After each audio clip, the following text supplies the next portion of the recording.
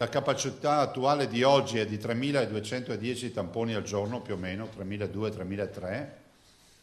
Noi pensiamo adesso con il nuovo progetto che vogliamo fare che le microbiologie del Veneto ne facciano almeno 11.000 al giorno, cioè moltiplichiamo di molto. L'obiettivo è ambizioso ma irrinunciabile, quello di quadruplicare i tamponi sulla popolazione dandosi precise priorità.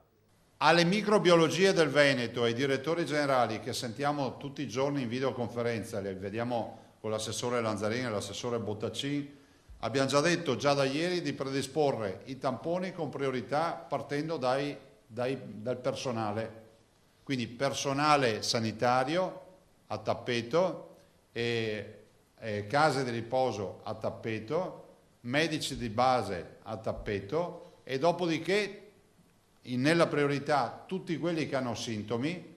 Ai nuovi tamponi si aggiungono quelli portati avanti dal dottor Crisanti dell'Università di Padova in via sperimentale circa 10.000, ma la regola per il governatore è una sola. Più casi isoliamo, più sicurezza creiamo. La partita dei tamponi è una partita per noi irrinunciabile. Mi spiace che ci sia qualcuno che dice che stiamo sbagliando tutto, ma noi sinceramente ce ne strafreghiamo. Inevitabile guardare a quanto succede in Gran Bretagna, dove si sta portando avanti il principio contrario. Anche qui, Zaia è chiaro, il modello da seguire è Vo, dove i casi non crescono, non certo Londra.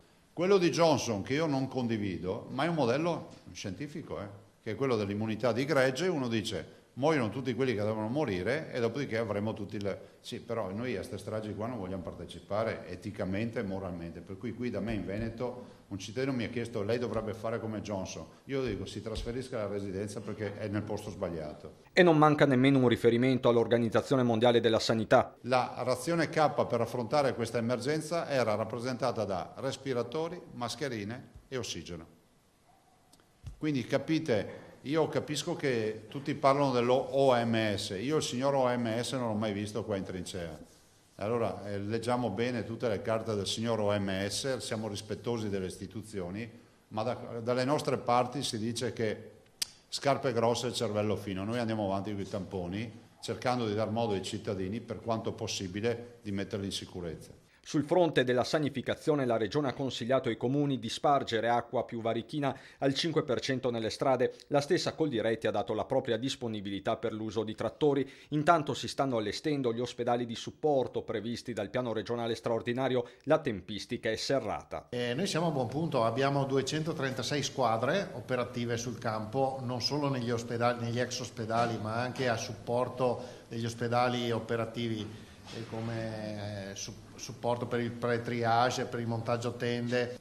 Questi ospedali possono essere operativi già da venerdì. Altro nodo riguarda le case di riposo, sempre più sotto stress. Anche in questo caso, come per gli ospedali, è partito l'appello al personale in pensione e al volontariato. Abbiamo chiesto anche al volontariato di capire che disponibilità, se si dovessero verificare situazioni in cui non riescono più a garantire il servizio perché c'è troppo personale positivo.